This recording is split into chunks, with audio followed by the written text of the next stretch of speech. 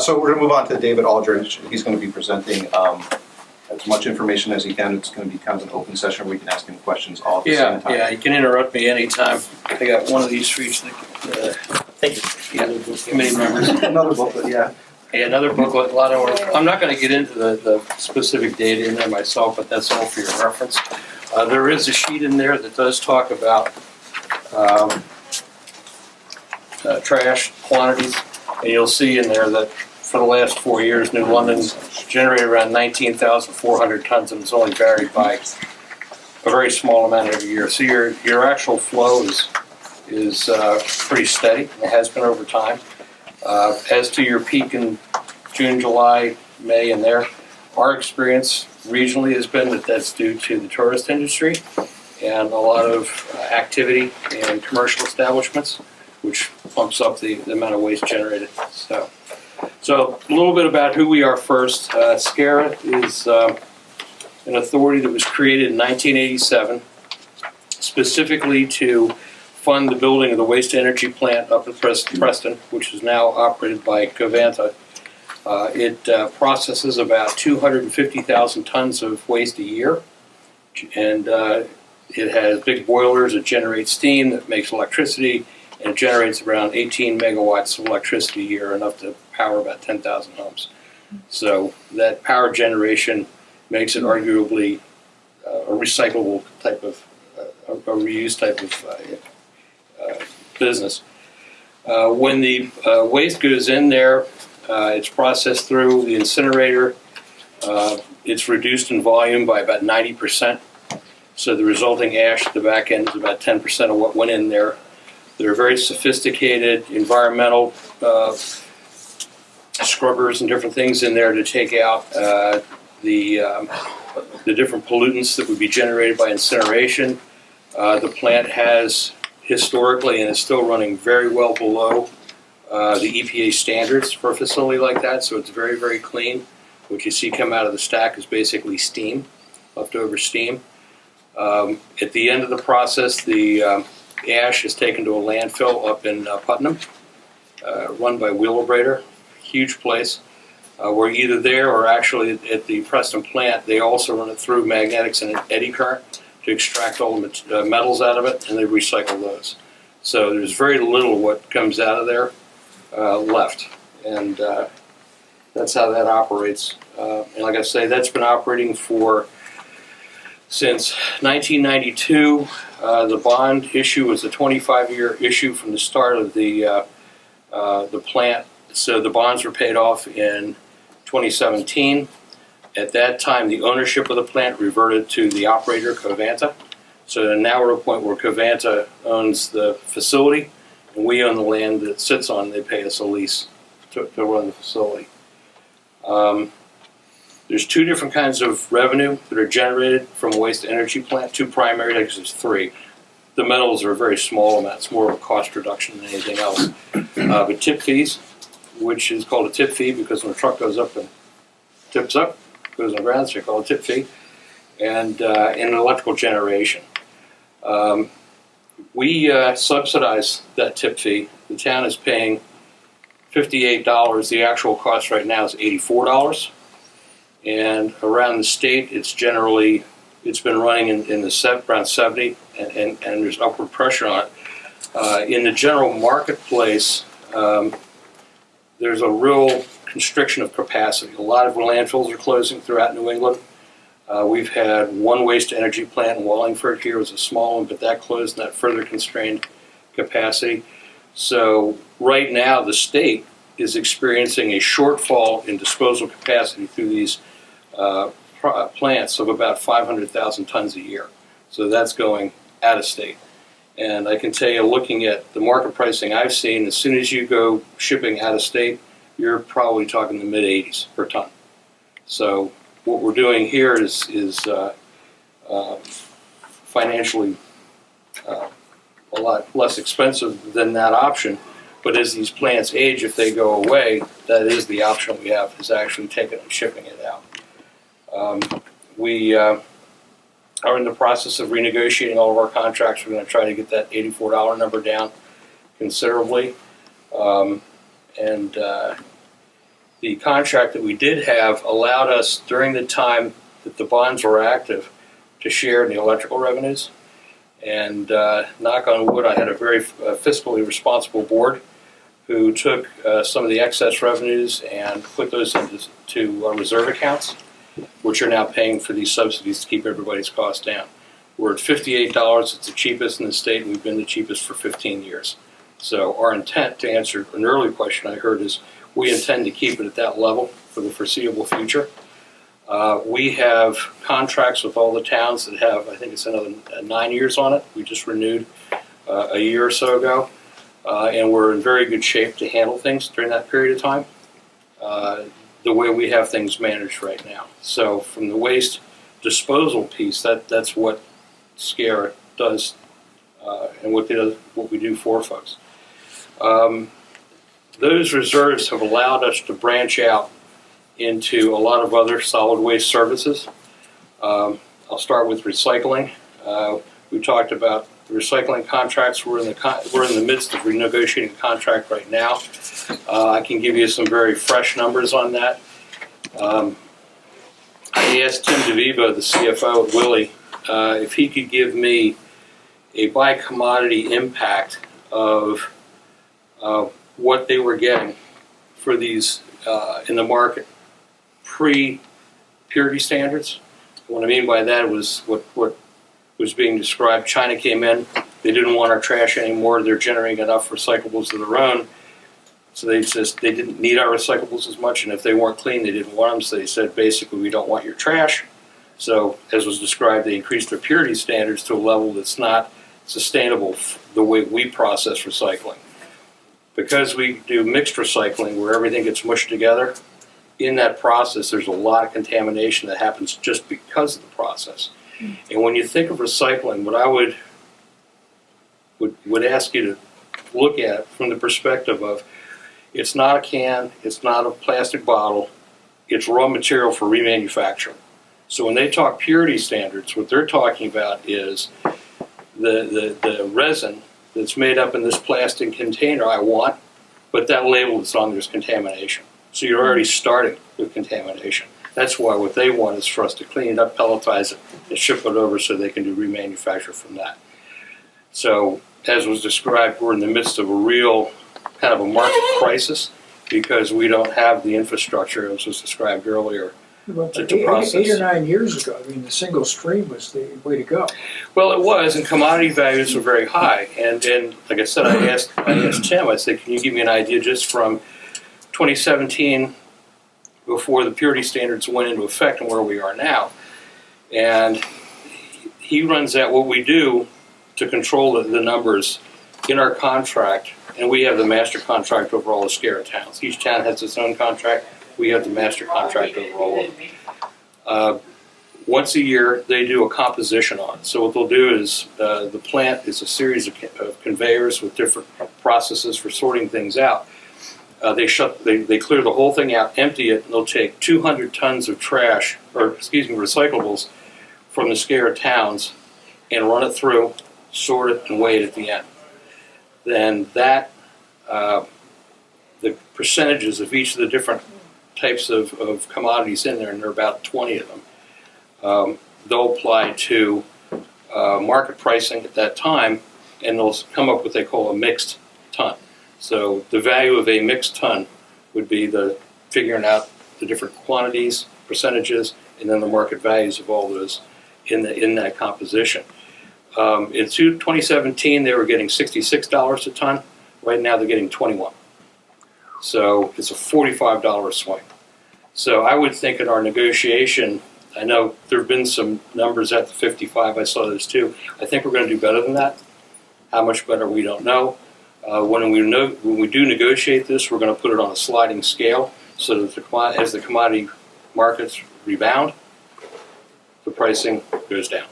So our old contract was like that. We negotiated a floor in there where they guaranteed a $5 rebate. They're not going to do that again because they're losing their shirts right now. But on the mixed recycling, that's how the pricing is looking right now as we see it. So like I said, we negotiate those contracts. We're working on, with Willie, on new signage and new labeling for carts and for brochures to go out. The word of the day is simple. It needs to be really simplified down, and they really want us to emphasize what does not go in the bin, because our contamination rates right now and historically have run around 12%. Now that's what MRF says is contamination. It's not what China says. China's way out here. But for MRF and the standards they work with, we're at about 12%. And it's basically trash. Plastic bags of any kind absolutely can't go in there. That's the worst. Styrofoam can't go in there. There's a whole laundry list. They get bags of trash. They get people's brush and leaves. All kinds of stuff is getting in there. So we're working on a campaign to redo these. It's very simplified.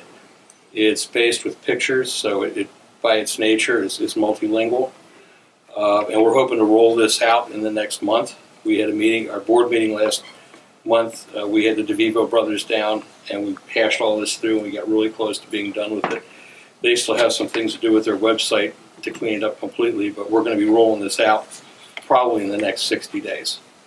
Along with that, we've created both a website and an app for a phone that's what goes where you can take whatever it is you're trying to get rid of and key it in, and it'll come up with an explanation of what to do with that and where it should go. The state has a program called What's In, What's Out. That's strictly mixed recycling. When we put ours together, and we did this about 2 years before the state did it, we included each transfer station, we included hazardous waste collections, as well as the mixed recycling. So just about anything you can think of, if you key it in there, you're getting a response to say, this is how you should handle this particular item. If it's not in there, we work in the background. We can see items that aren't hit against our database, and we add them in.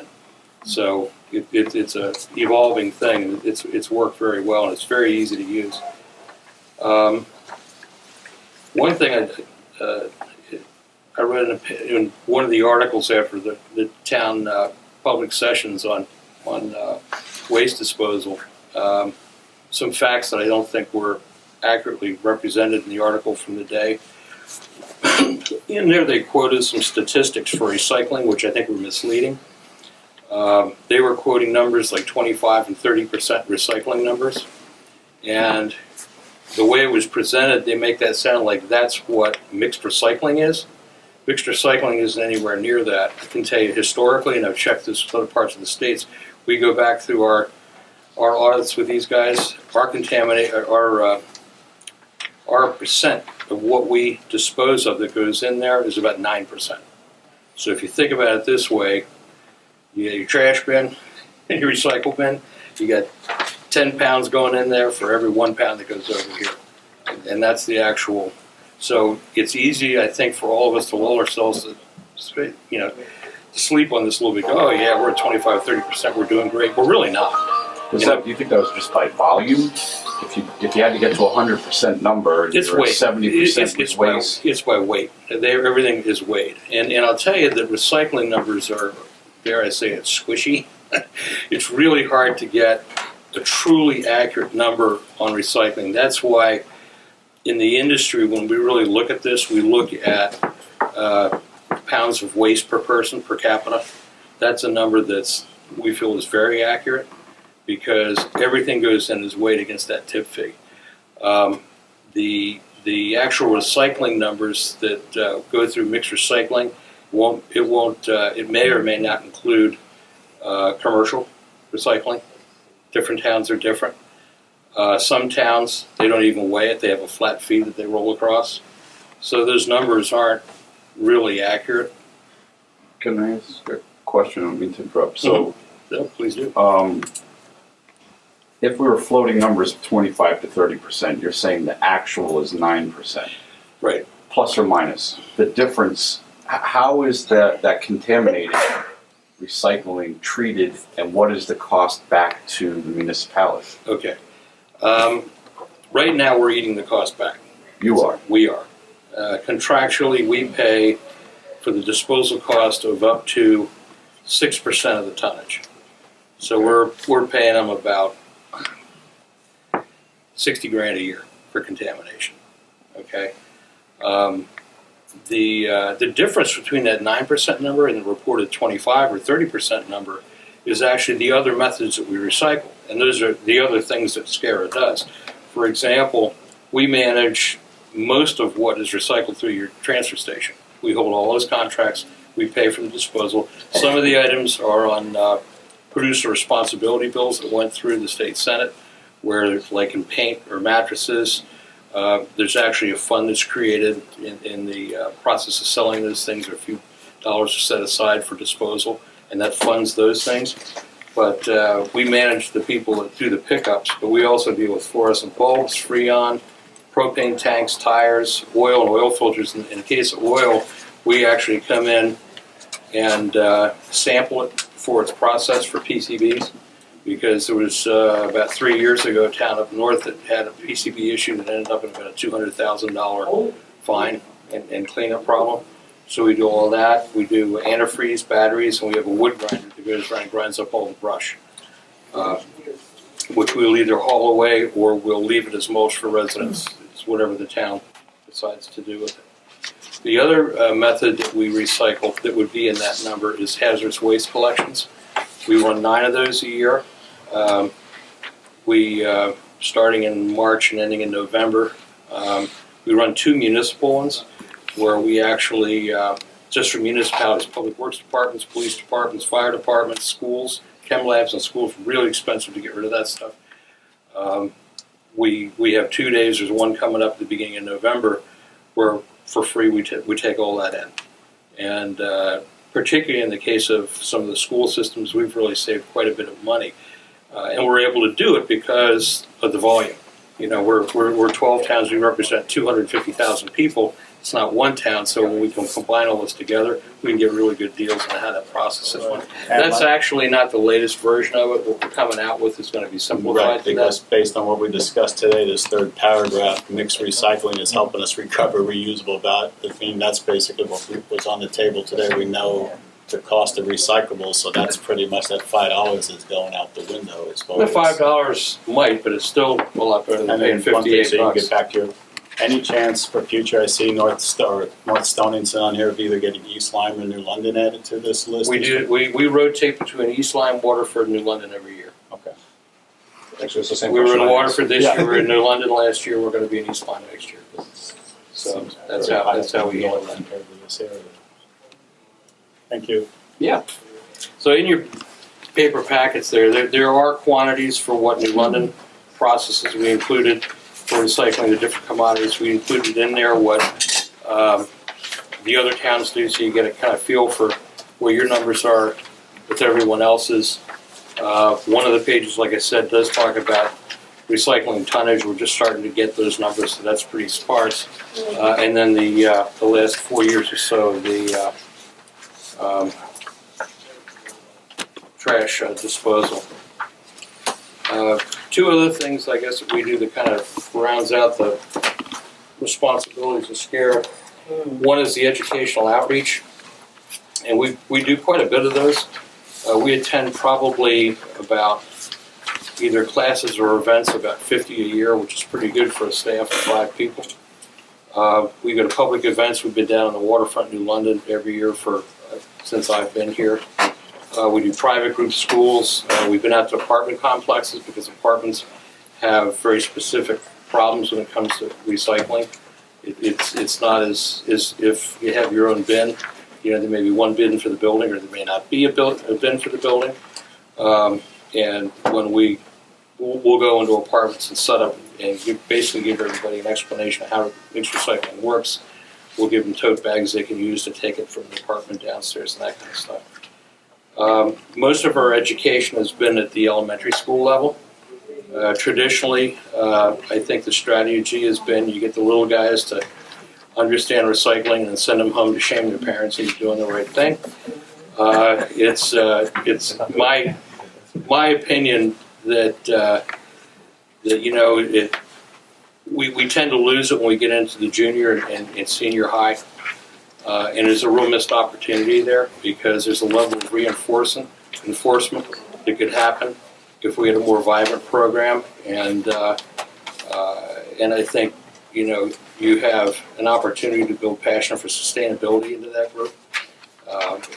So this year I'm making it my primary goal to start looking at creating an educational grant program for high schools, where we go in and we offer programs that are like project-based learning. They come in, they can, typically juniors or seniors, particularly juniors that are trying to matriculate to college and need volunteer credits and that kind of thing. You can create projects that help, in our case it would be the solid waste part of sustainability, where they would maybe do a composition audit of the waste coming out of the school and determine how the school could recycle better. They could fundraise to get water stations for reusable bottles, so they're not using one-time only water bottles all the time. Composting programs. There are a lot of different things that can actually dovetail very nicely into the science curriculum. And I'm working with a contractor that does this for a living. He was a high school teacher for about 20 years, and he spun off, and now he specializes in developing sustainability programs. He's done a bunch of these. He's had a lot of schools getting green awards at the White House. He's a very successful guy.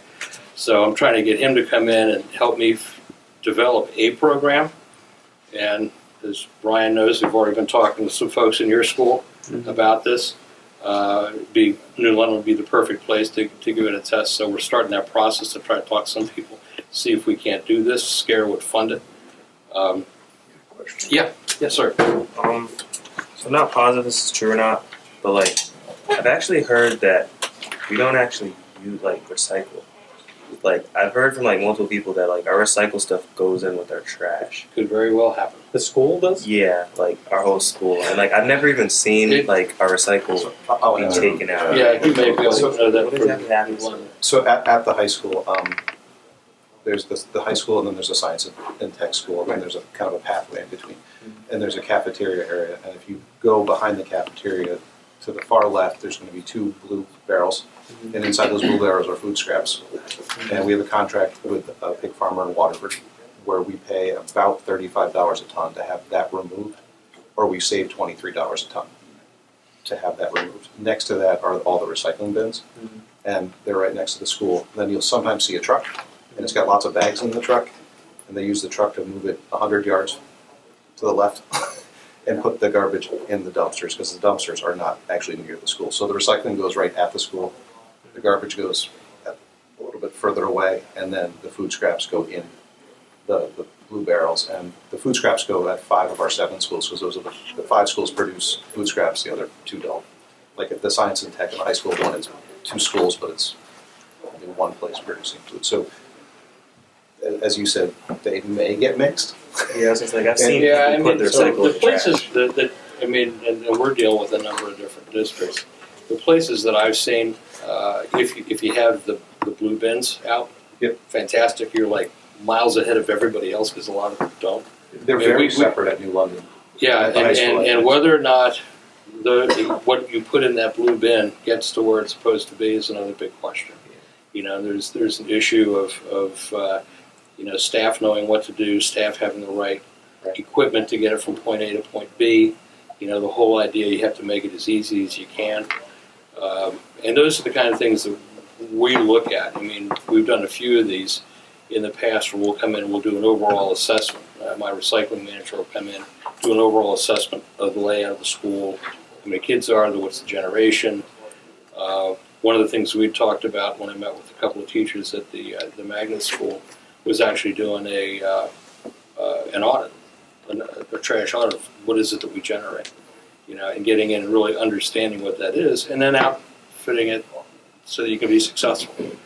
And hopefully along the way create a little passion and get some good signage up and all those different things that really make a difference. And I think my guess is if the little guys can shame the parents, some students can help shame other students, and you start getting a little momentum and you get it done right. So for me, my personal goal over the next couple of years is to try to get a good, solid grant program in place. Like I said, I'd like to start it here.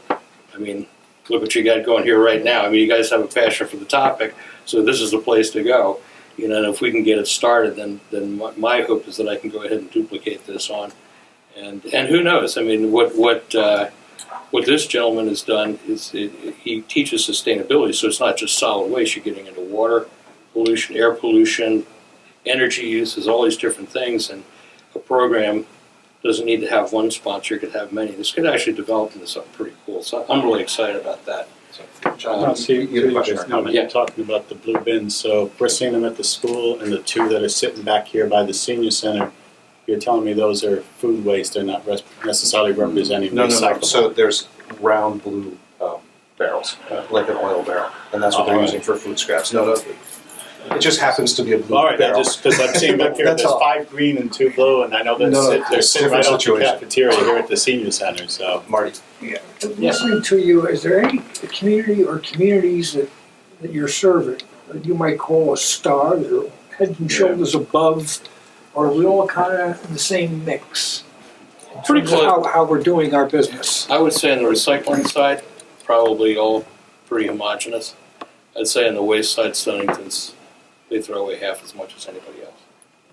I mean, it's just a fact how that operates. And But when you refer to Stonington, they're the ones that are currently using the yellow Yeah. trash bag system yeah, in that this state. predates Okay, me thank by you. a long shot, but yeah, they do.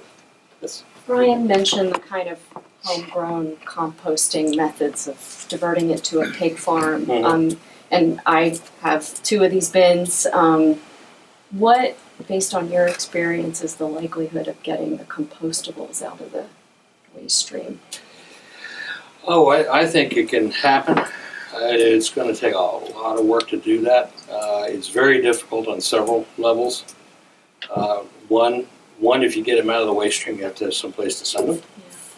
And there are options for that. We've, as you know very well, we have an anaerobic digester over in Southington that's in operation that will generate some fuel and create some compostable product at the back of that process.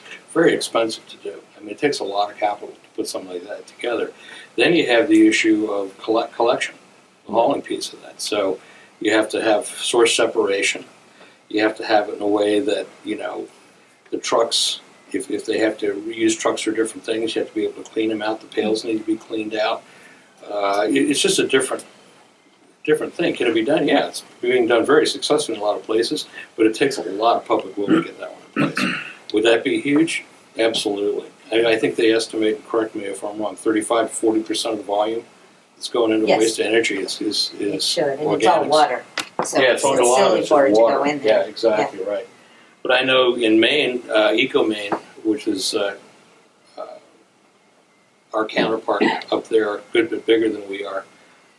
They have a project where they're collecting it. They send it up to a compost facility. It's some huge dairy farm up in northern Maine, and they take it all up and they compost it. And they use it for agricultural products up there. So that can be done. I know in Syracuse, I went up and looked at this one. There is an aerated, what they call an aerated static compost operation where they force air into it. It's actually very low tech, but because they force air into it in these big concrete bunkers, they can actually speed the composting process from like 9 months down to 3 months. And they're processing like 40,000 tons a year through that facility. And that only costs them about $4,000 to construct. So it can be done, but you have to have a place for what you generate to go. I mean, it's great to make piles and piles of compost, but if there's enough people to take it, you're going to have piles and piles of compost. So. And what are from what I understand, there are some deep regulations that would make it difficult to have a large scale, like soil building compost business, and that the biodigester is really the only route. Yes, permitting is a nightmare. Connecticut is one of the most heavily burdened, and it doesn't even make a whole heck of a lot of sense. But that anaerobic digester in Southington, he's talking about, takes 40,000 tons per year of food waste, generates about a megawatt of electricity, and it took from the day to the completed application, submitted to DEP, 3 years, and added $2 million to the price tag of the facility just for DEP permitting, because it took them so long. And that is a priority technology to be permitted by DEP. So there's a lot of state stuff, and I guess one thing I would like to ask is, we've seen the erosion of a lot of stuff on the state level that hasn't maybe been such a big problem because we've been in the midst of this China taking everything and, contamination is fine. In your opinion, is it more important now that we step back and look at the state for some of the stuff that they should be leading on that perhaps they're not funding? That may add to our trash burden. Absolutely. Because now this is getting very, even more serious for us. The more they let go. If we're getting hit by tourism, for example, how much of that is, what are we generating? What kinds of materials? Is it all bottles? Is it all because the bottle bill fell apart?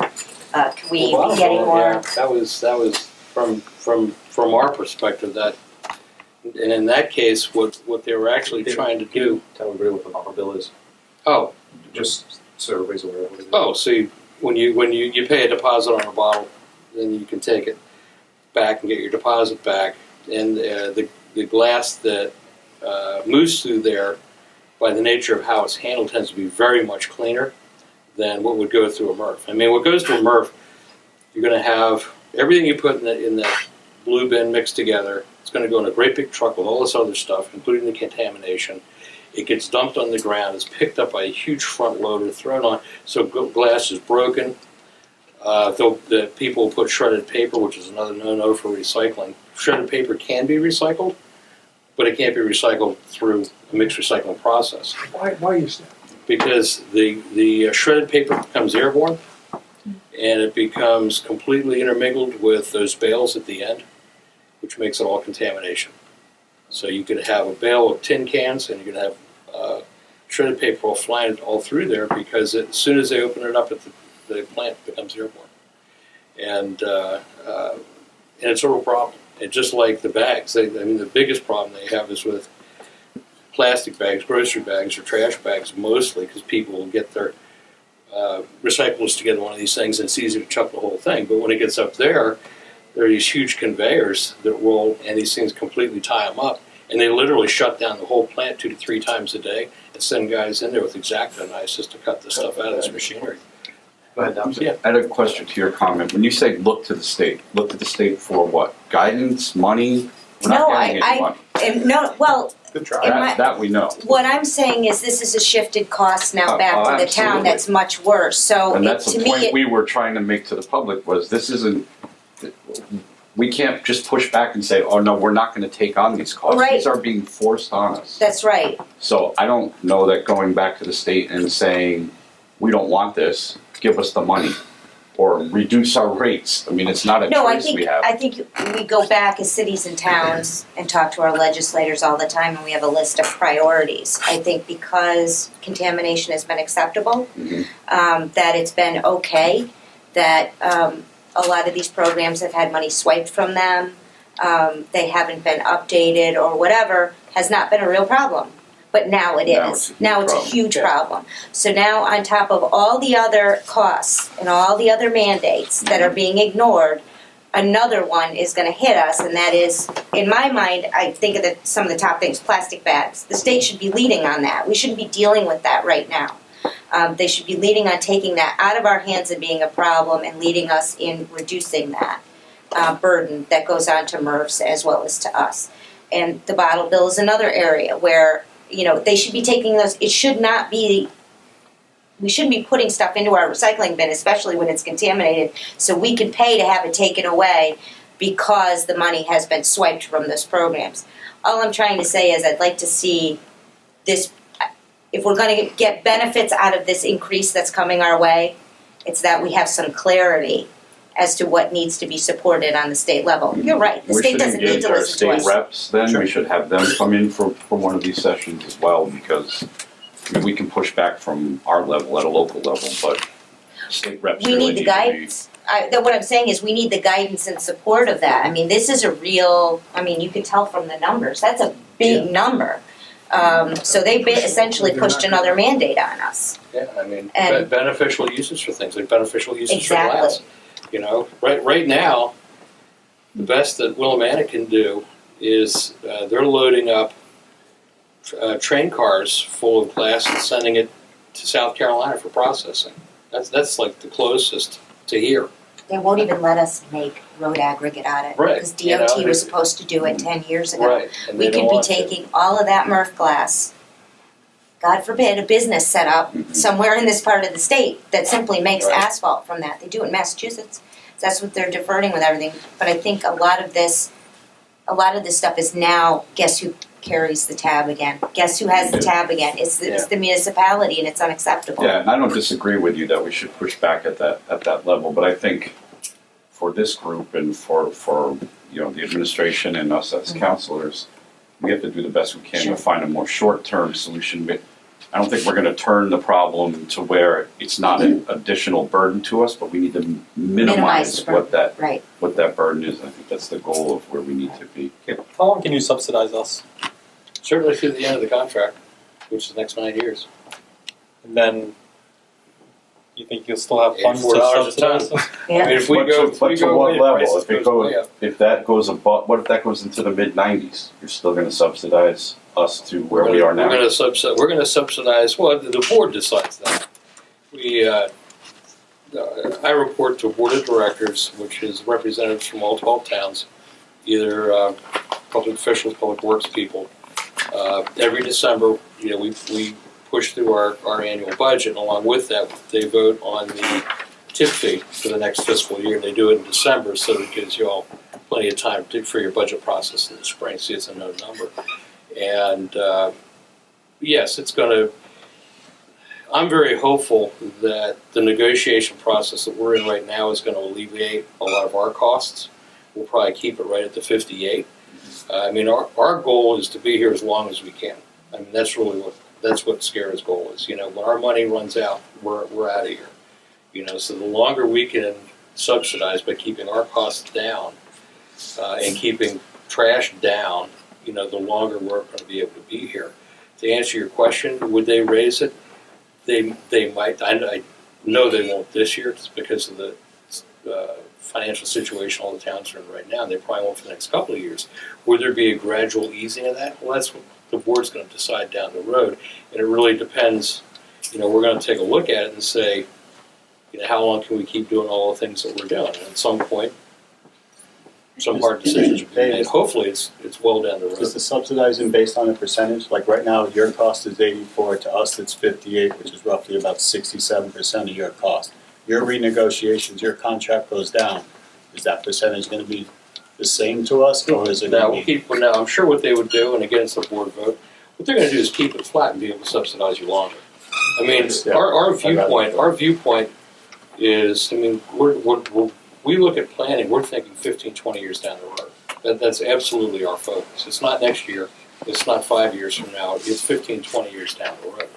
What happens, I mean, right now we're in a lot of discussions. What do we do when these waste-to-energy plants wear out? I mean, ours is 28 years old now, and we've heard in the industry 50 year, but nobody knows because they haven't been around that long. But eventually, they are going to need either major capital infusions or they're not going to be operational long Maybe term. I'm mishearing something, or to hear you and Julie both talk. If recycling is going to cost us how much as it's going to cost us in tipping fees to get rid of solid waste, what is the incentive to spend the time and money and education to teach people how to recycle? If recycling is going to cost us $55 a ton versus $58 a ton. I wouldn't make the assumption that it's going to cost the same or more to begin with. Okay. Because I don't think it will, Clarification. and SCRRRA will see that for the town that it doesn't. Okay, number one. Number two, I'll put my environmental hat on. Recycling is it's environmentally the right thing to do. You're not pulling new resources out of the environment. It takes much less energy to recycle something than it does to produce it from raw materials.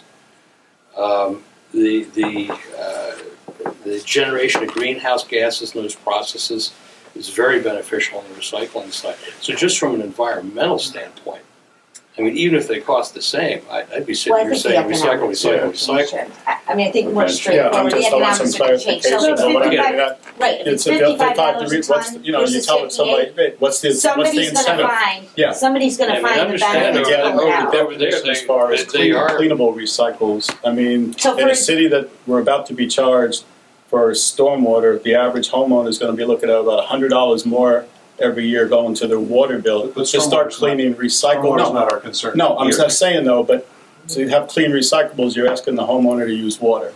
So your water's gonna, I mean, where's the? Well, I think the market impact is gonna come in. Everybody expects, even at the conference when I was, when those folks were talking, everyone expects it's gonna be a market transition. There's gonna be a transition over time, so it's gonna create a new cost, but now there's an opportunity. And we're gonna start to see capital come over here to be able to get into that commodity, recycle that commodity. But it takes years for that kind of transition to happen because it's a lot of investment capital. So I don't think it's the It end of is the road for happening. recycling, but it's gonna There's a be, glass plant under construction. The guy was at our meeting. New Jersey, The world's yeah. largest glass recycling facility that's going to be opening up in New Jersey in the next few years. I think I've counted 3 mixed paper recycling plants are coming back online. One in Green Bay, one in Virginia, and I think one further south. None in this area, but there is some infrastructure getting into place, and it's gigantic Chinese companies that used to do it over there that Now they're don't want to lose the Bring the business. They're capital going to come here, over here and right. invest and do it over here. That's exactly what's going on. Yeah. If you completely abandon education now, you'll be even less I'm not prepared saying to handle. abandon it, but Yeah, I mean, it's like understand. the effort and futility, if the market's gonna be similar for both, with a difference of $3 per ton. Well, it's From a $3 fiscal because standpoint, he's, but not from an environmental. it's standpoint. only $3 because he's Well, subsidizing it. If from Right. an environmental Right. standpoint, this all would have been solved back in the '70s. I mean, Yeah. that's when all this. So, does anybody else have other questions for David? Thank you. Yeah, I'm more than happy to come Thank back you anytime. Very much, thank you. I love talking trash. In so Can many I ask you a ways. question? Certainly. All right, so you're saying plastic bags aren't recyclable. Okay, so what happens when I put my newspapers in the plastic bag and these guys pick it up on Friday? What happens? If it's in a plastic bag when it gets picked up, chances are it's going to end up in the Recycle bin? recycle I facility. mean, It okay. depends what you put it in. If you put it in a recycle bin, these guys are going to pass Well, it on to the sometimes we recycle center. put the bag with the bags in the recycle bin and sometimes we put it next to it. So, what am I supposed to be doing with my newspapers? Put them in what? In recycling. You Newspapers just go- throw them in the Raw. blue bin? Yeah, raw. Okay, so then the bags, I mean, the papers get separated from the cans and bottles that I put in there. Yeah, they have all kinds of mechanical processes. It's not as on our website we actually have a film that shows how they do it. It's not the Willimantic Waste Facility. It's the one up in Maine, but it gives you a really good idea. And they have optical sorters and air jets and all kinds of things. A whole bunch of people sitting there sorting things out. I mean, it's quite a process. All right, and what's the, why do we have to, what? The trash museum. Oh, why do we have to rinse out cans and bottles if, don't they go through some type of cleaner? They don't. Not in that process, and it's so that these guys aren't working with. a bunch So of we don't rats have to around even them. take labels off of bottles. You know, I mean, it's because you were saying this goes here and this goes there. yeah. and- I think one of the messages that needs to get out on recycling is you need to just take a reasonable pill. Okay, just think of, if you've got a peanut butter jar Mhm. that's going to take you 30 minutes of hot water to get it clean, put it in the trash.